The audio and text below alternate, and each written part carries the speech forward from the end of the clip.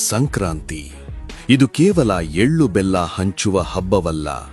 ಇದು ಭಾರತೀಯ ಸನಾತನ ವಿಜ್ಞಾನ, ಖಗೋಳಶಾಸ್ತ್ರದ ಅದ್ಭುತ ಸಂಗಮ ಮತ್ತು ಬ್ರಹ್ಮಾಂಡದ ವಿಸ್ಮಯ. ಇದರ ಹಿಂದಿನ ರಹಸ್ಯಗಳನ್ನು ಕೇಳಿದರೆ ಪ್ರತಿಯೊಬ್ಬ ಭಾರತೀಯನಿಗೂ ಹೆಮ್ಮೆಯಾಗುತ್ತೆ. ನಂಬರ್ 1, ಸಾವನ್ನೇ ಕಾಯುವಂತೆ ಮಾಡಿದ ಭಾರತೀಯ ವಿಜ್ಞಾನ.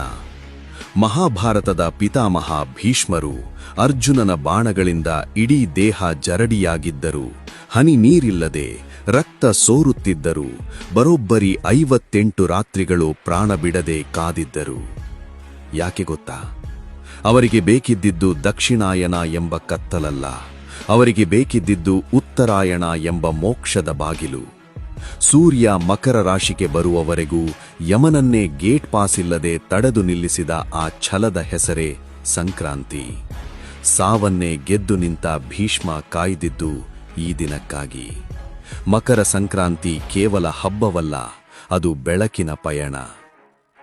ನಂಬರ್ 2, ಇದು ಜಗತ್ತಿನ ಏಕೈಕ ಸೈಂಟಿಫಿಕ್ ಹಬ್ಬ. ಬೇರೆ ಹಬ್ಬಗಳಂತೆ ಇದರ ದಿನಾಂಕ ಬದಲಾಗಲ್ಲ. ಪ್ರತಿ ವರ್ಷ ಜನವರಿ 14 ಅಥವಾ 15ರಂದೇ ಈ ಹಬ್ಬ ಬರುವುದು ಒಂದು ವಿಶೇಷ. ಯಾಕಂದ್ರೆ ಇದು ಚಂದ್ರನನ್ನಲ್ಲ, ಸಾಕ್ಷಾತ್ ಸೂರ್ಯನ ಚಲನೆಯನ್ನೇ ಆಧರಿಸಿದ ಹಬ್ಬ. ಸಾವಿರಾರು ವರ್ಷಗಳ ಹಿಂದೆಯೇ ಟೆಲಿಸ್ಕೋಪ್ ಇಲ್ಲದ ಕಾಲದಲ್ಲೇ ಸೂರ್ಯನ ನಡೆಯರಿತಿದ್ದ ನಮ್ಮ ಋಷಿಮುನಿಗಳ ವಿಜ್ಞಾನಕ್ಕೆ ಒಂದು ಸಲಾಂ ಹೇಳಲೇಬೇಕು. ನಂಬರ್ 3, ಕಾಶ್ಮೀರದಿಂದ ಕನ್ಯಾಕುಮಾರಿವರೆಗೆ ಹೆಸರೇ ಬೇರೆ, ಉಸಿರೊಂದೇ. ಕರ್ನಾಟಕದಲ್ಲಿ ಸಂಕ್ರಾಂತಿ, ತಮಿಳುನಾಡಿನಲ್ಲಿ ಪೊಂಗಲ್, ಪಂಜಾಬ್ನಲ್ಲಿ ಲೋಹರಿ, ಗುಜರಾತ್ನಲ್ಲಿ ಉತ್ತರಾಯಣ್.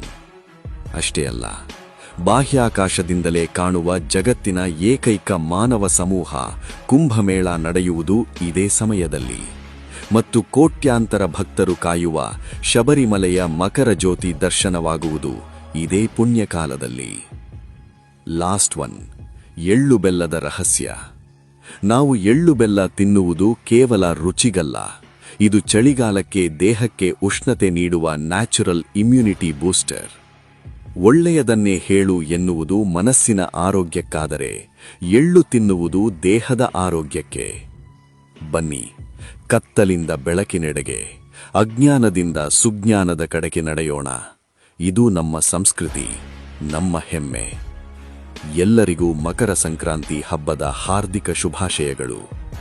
ಮಾಹಿತಿ ಇಷ್ಟವಾಗಿದ್ರೆ ಶೇರ್ ಮಾಡಿ, ಎಲ್ಲರಿಗೂ ತಿಳಿಸಿ. ಹಾಗೆಯೇ ನಮ್ಮ ಪೇಜ್ ಫಾಲೋ ಮಾಡಿ.